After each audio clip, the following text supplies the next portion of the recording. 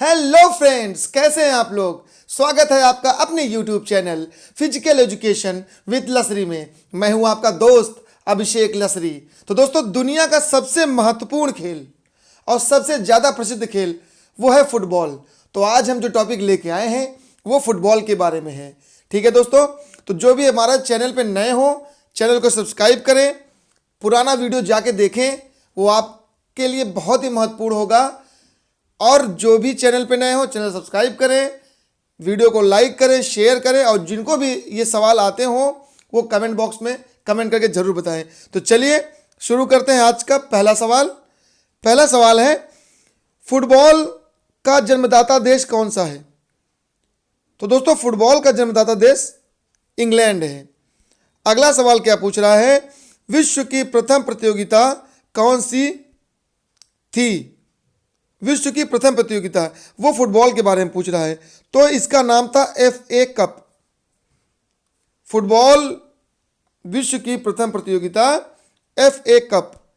चलिए अगला सवाल क्या है।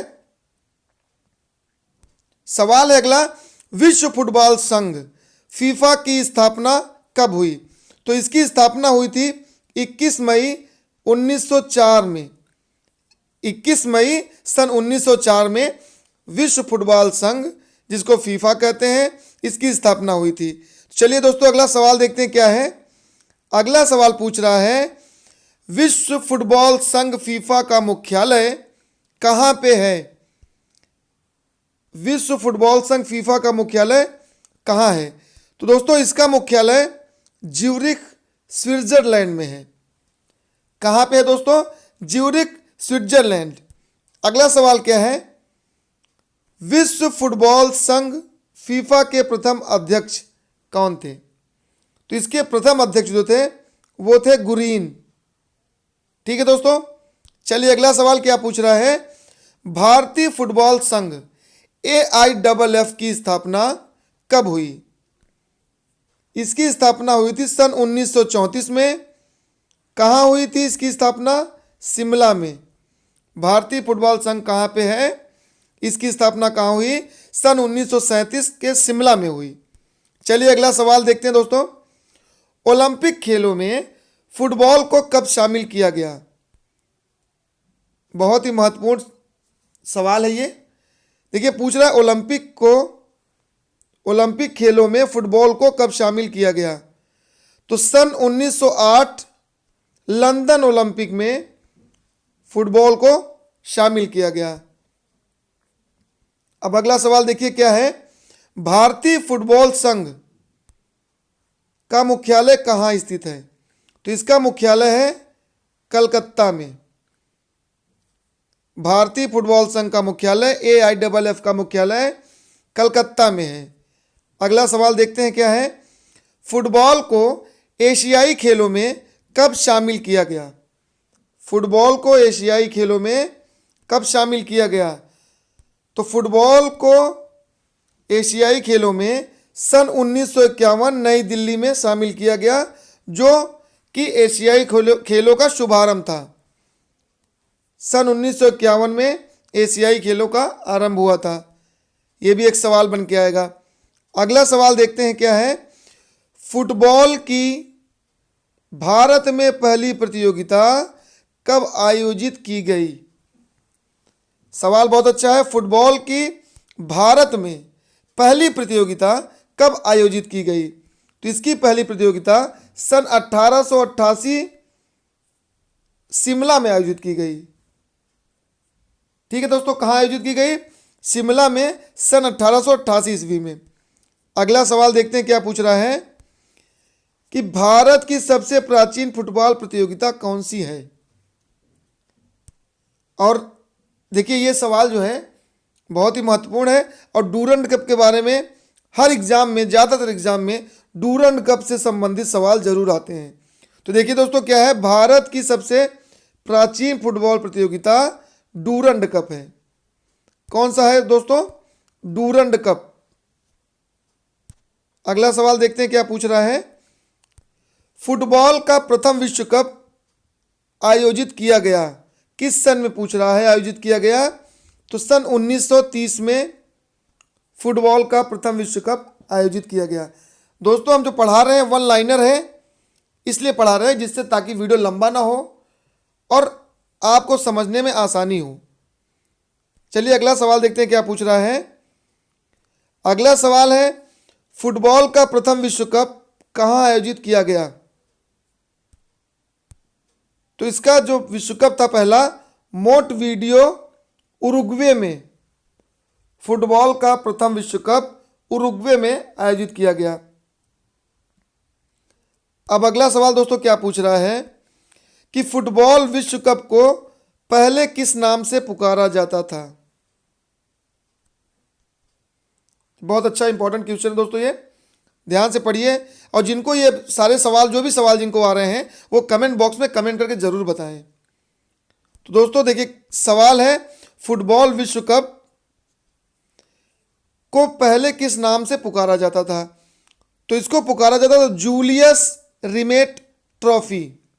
Julius remit trophy. ठीक है दोस्तों, समझ में नहीं आ रहा हो तो कमेंट बॉक्स में कमेंट करके जरूर बताएं, समझ में आ रहा हो तो भी बताएं, और जिनको सवाल पहले से आता हो वो कमेंट बॉक्स में कमेंट करके बताएं। जो चैनल से अभी जुड़ रहे हैं वो भी चैनल को सब्सक्राइब कर लें। चलिए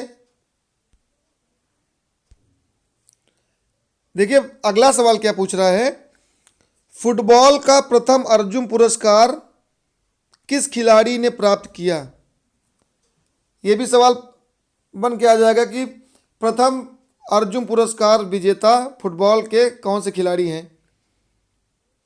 तो कौन से हैं खिलाड़ी वो, पीके बनर्जी। ठीक है दोस्तों, इनको ये अवार्ड कब दिया गया था, सन 1961 में, और अर्जुन पुरस्कार की शुरुआत भी सन 1961 में ही हुई थी। चलिए अगला सवाल क्या है, देखिए अगला सवाल है जो मैं आपको बताया हूं, फुटबॉल के प्रथम अर्जुन पुरस्कार विजेता को किस सन में दिया गया, 1961 में दिया गया। इसकी शुरुआत कब हुई थी अर्जुन पुरस्कार की, तो 1961 में हुई थी। अब अगला सवाल क्या पूछ रहा है, पूछ रहा है कि फुटबॉल में सबसे पहले द्रोणाचार्य पुरस्कार किसने जीता। तो देखिए दोस्तों द्रोणाचार्य पुरस्कार एक प्रशिक्षक को दिया जाता है, एक टीचर को दिया जाता है, एक कोच को दिया जाता है। ठीक है दोस्तों, तो फुटबॉल का सबसे पहले द्रोणाचार्य पुरस्कार सैयद नईमुद्दीन ने जीता। और किस सन में इनको दिया गया, देखिए अगला सवाल बन के भी आ रहा है ये कि इन्हों किस सन में दिया गया इनको, सन 1990 में। ठीक है दोस्तों, चलिए अगला सवाल देखते हैं क्या है। पूछ रहा है कि फुटबॉल की राष्ट्रीय पुरुष प्रतियोगिता का नाम, 4 ऑप्शन देंगे उसमें, ठीक है, लेकिन ये वन लाइनर है इसलिए आपको, तो इसका नाम है संतोष ट्रॉफी। अगला सवाल देखिए क्या है, जूनियर राष्ट्रीय फुटबॉल ट्रॉफी का नाम, डॉक्टर बीसी राय ट्रॉफी। ठीक है दोस्तों, ये सब सवाल बहुत ही इंपॉर्टेंट होने वाले हैं, इनको याद रखिएगा और ध्यान से वीडियो देखिए। एक बार नहीं समझ आता है, बार बार रिपीट करके आप देखिए, बहुत ही महत्वपूर्ण क्वेश्चन लेके हम आए हैं। चलिए अगला सवाल क्या है, अगला सवाल पूछ रहा है राष्ट्रीय सब जूनियर फुटबॉल प्रतियोगिता का नाम है, क्या नाम है, मीर इकबाल हुसैन ट्रॉफी। 4 ऑप्शन आपको दिए रहेंगे लेकिन मैं वन लाइनर पढ़ा रहा हूं। ठीक है दोस्तों, चलिए अगला सवाल देखते हैं क्या है, अंतर विद्यालय फुटबॉल ट्रॉफी को किस नाम से जाना जाता है या इसका क्या नाम है। तो सुब्रतो कप, अंतर विद्यालय फुटबॉल ट्रॉफी का नाम है सुब्रतो कप। अगला सवाल, राष्ट्रीय महिला फुटबॉल प्रतियोगिता का नाम क्या है या है, इसमें से कौन सा। 4 ऑप्शन आपके दिए रहेंगे, बेगम हजरत महल ट्रॉफी, यह आपसे पूछ लेगा कि बेगम हजरत महल ट्रॉफी किस खेल से संबंधित है, या अगर फुटबॉल से संबंधित है तो महिला का है या पुरुष का है। ठीक है दोस्तों, तो ये महिलाओं के लिए ट्रॉफी होती है। अगला सवाल देखिए क्या है, भारत के फुटबॉल स्टेडियम का नाम बताइए। चार ऑप्शन आपको दिए रहेंगे।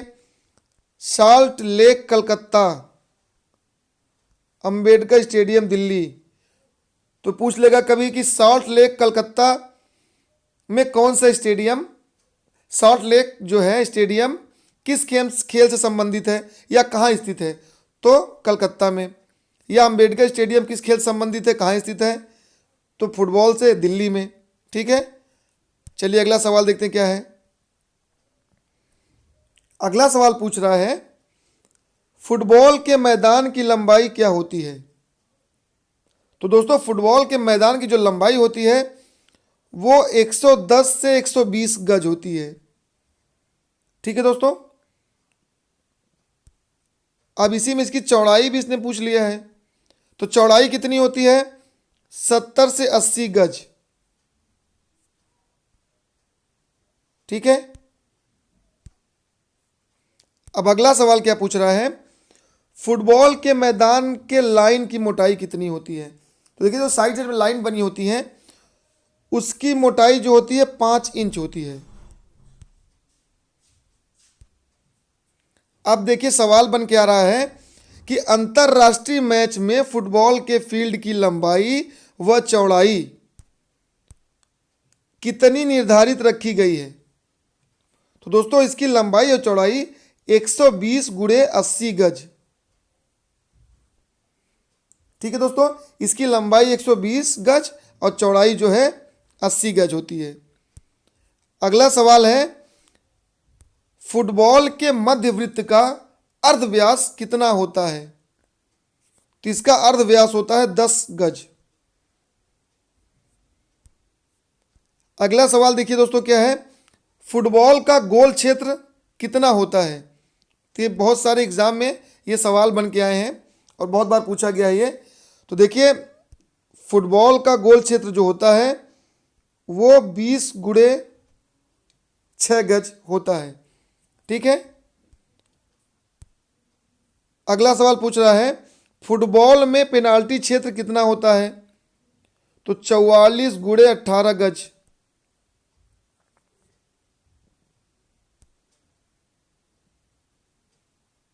अगला सवाल पूछ रहा है फुटबॉल में पेनाल्टी आर्क का अर्धव्यास क्या होता है। तो इसका अर्धव्यास होता है 10 गज। ठीक है, अब देखिए सवाल बन के आ रहा है कि फुटबॉल में पेनाल्टी स्पॉट कितनी दूरी पर होता है। तो इसकी जो दूरी होती है वो 12 गज होती है। पेनाल्टी स्पॉट की दूरी 12 गज होती है। बहुत इंपॉर्टेंट क्वेश्चन है ये। अगला सवाल पूछ रहा है फुटबॉल के गोल पोस्ट की ऊंचाई कितनी होती है। तो जो गोल पोस्ट होता है उसकी ऊंचाई होती है 8 फीट। फुटबॉल के गोल पोस्ट की ऊंचाई 8 फीट होती है। अगला सवाल पूछ रहा है फुटबॉल के गोल पोस्ट की चौड़ाई कितनी होती है। तो इसकी चौड़ाई होती है 8 गज। पूछ रहा है कि फुटबॉल के गोल पोस्ट का व्यास कितना होता है। गोल पोस्ट का व्यास जो होता है वो 5 इंच का होता है। इसका व्यास 5 इंच होता है।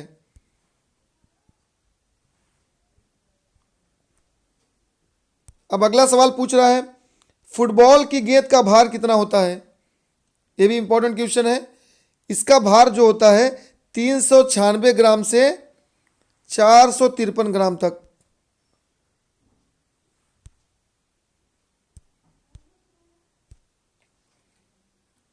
अगला सवाल जो है वो है कि फुटबॉल की परिधि कितनी होती है। तो फुटबॉल की जो परिधि होती है वो 68 से 70 सेंटीमीटर होती है। कितनी होती है इसकी परिधि, 68 से 70 सेंटीमीटर। ठीक है, चलिए अगला सवाल देखते हैं क्या है।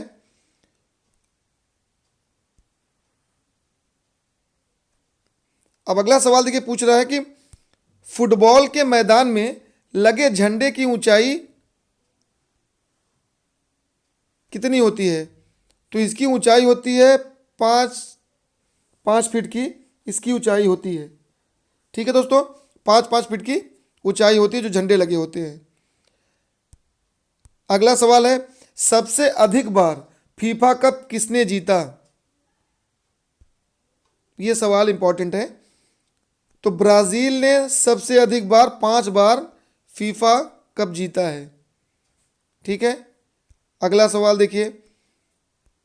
अगला सवाल जो है, 2010 का गोल्डन बॉल पुरस्कार किसको दिया गया? गोल्डन बॉल की बात हो रही है, बूट की नहीं। तो गोल्डन बॉल का पुरस्कार जो है डिएगो फॉरलॉक को दिया गया, जो उरुग्वे के हैं। ठीक है दोस्तों, किसको दिया गया? डिएगो फॉरलॉक। कहाँ के हैं ये? उरुग्वे के। चलिए अगला सवाल क्या है। अगला सवाल पूछ रहा है कि 2010 का गोल्डन बूट पुरस्कार किसको दिया गया? तो दिया गया किसको दिया गया? ये थॉमस मूलर, जर्मनी के हैं ये। ठीक है दोस्तों, थॉमस मूलर को दिया गया गोल्डन बूट पुरस्कार।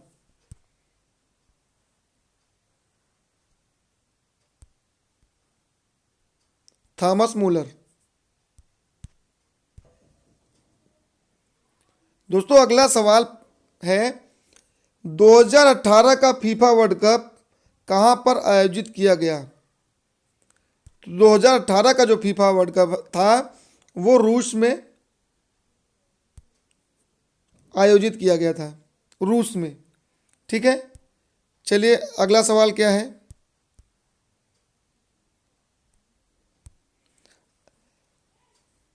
पूछ रहा है कि 2018 का फीफा वर्ल्ड कप किसने जीता?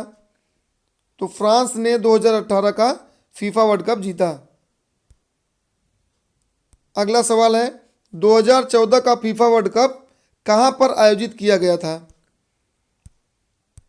तो 2014 का फीफा वर्ल्ड कप ब्राजील में आयोजित किया गया था। कहां पे किया गया था दोस्तों? ब्राजील में। अगला सवाल देखते हैं क्या है। 2010 का फीफा वर्ल्ड कप कहां आयोजित किया गया था? तो दक्षिण अफ्रीका में आयोजित किया गया था। 2010 का फीफा वर्ल्ड कप किसने जीता?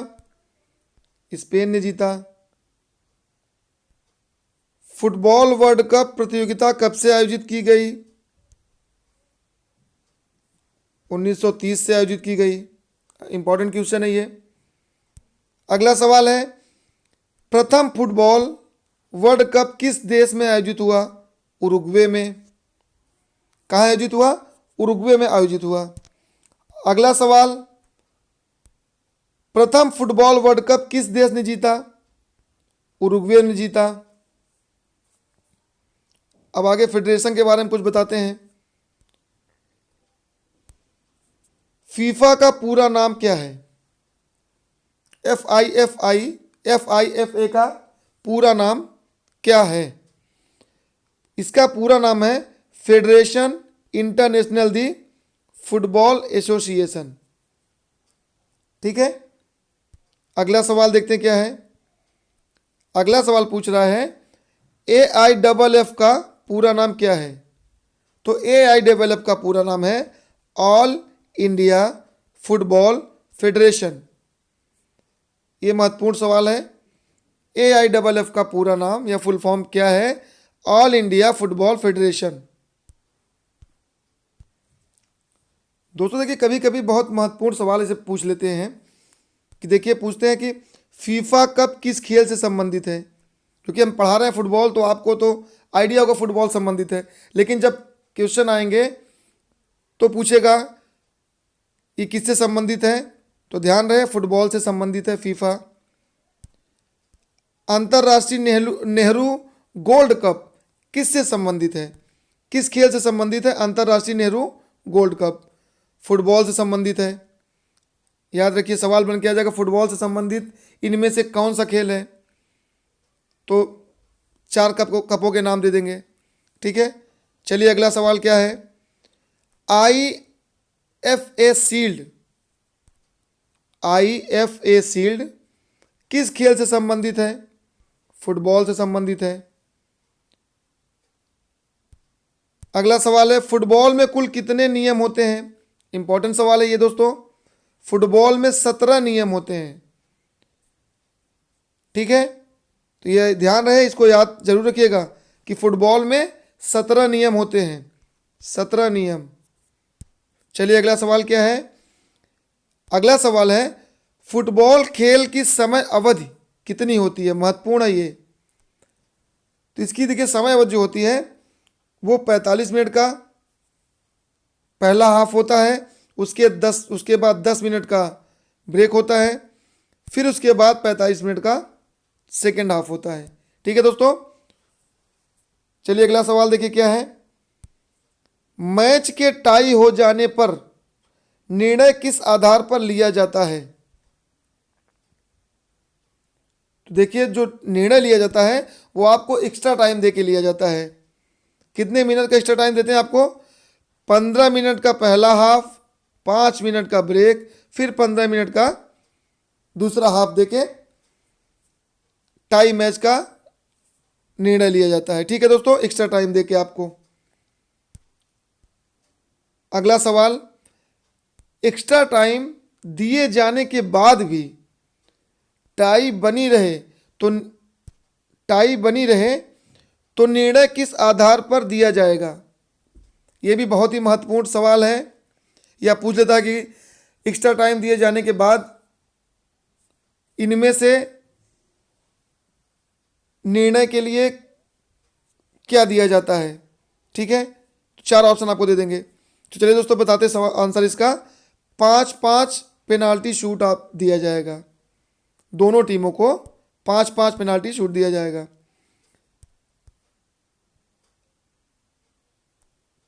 अगला सवाल, 5-5 पेनाल्टी शूट के पश्चात भी टाई बनी रहे तो निर्णय किस आधार पर दिया जाएगा? तो जो निर्णय दिया जाएगा वो सडन डेथ पर दिया जाएगा। महत्वपूर्ण सवाल ये भी है कि फुटबॉल मैच में कितने खिलाड़ी मैदान में खेलते हैं? तो 11 खिलाड़ी खेलते हैं। क्रिकेट में भी 11 खिलाड़ी खेलते हैं, याद रखिएगा। फिर पूछ रहा है, फुटबॉल के मैच में कितने खिलाड़ी बदली किए जा सकते हैं या बदले जा सकते हैं? जो बाहरी सब्स्टिट्यूट है वो कितने अंदर आ सकते हैं? तो 3 खिलाड़ी बदले जा सकते हैं। ठीक है दोस्तों, आज का वीडियो यहीं तक। अगर वीडियो आपको अच्छा लगा हो तो वीडियो को लाइक करें, चैनल को सब्सक्राइब करें, ज़्यादा से ज़्यादा लोगों को शेयर करें। विदा लेते हैं इसी के साथ। नमस्कार। वीडियो देखने के लिए धन्यवाद। जय हिंद, जय भारत।